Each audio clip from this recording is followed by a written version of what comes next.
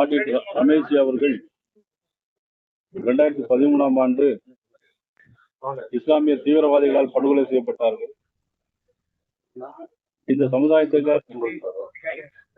அள்ளுபோலும் அயராது பாடுபட்டவர் ஆடிட் ரமேஷ் அவர்கள் சிறிய வயதிலேயே சங்கத்தை பணியாற்றி பாரதிய ஜனதா கட்சியில்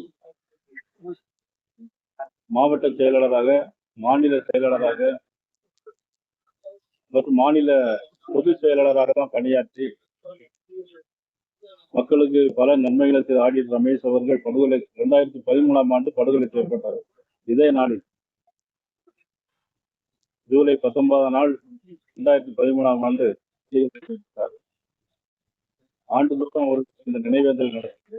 இந்த ஆண்டும் பாரதிய ஜனதா கட்சியினுடைய சார்பாக அவருக்கு நினைவேந்தல் ஏற்றுக்கொள்வதோடு செய்வதோடு அவருடைய குடும்பத்தாருக்கு என்றென்றும் நாங்கள் துணை நிற்போம் என்பதை, அவரை சார்ந்து இருக்கிற அனைவருக்கும் துணை நிற்போம் என்பதை நேரத்தில் தெரிவித்துக் கொண்டேன்.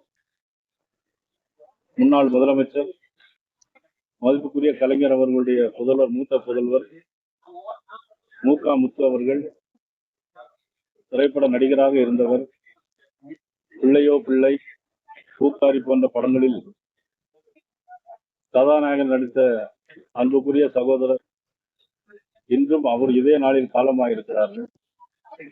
அவரை பிரிந்து வார அவருடைய குடும்பத்தாருக்கும், அவருடைய மனைவி உள்பட்ட குடும்பத்தார், பிள்ளைகள் அனைவருக்கும் பாரதிய ஜனதா கட்சி ஆழ்ந்த இரங்கலை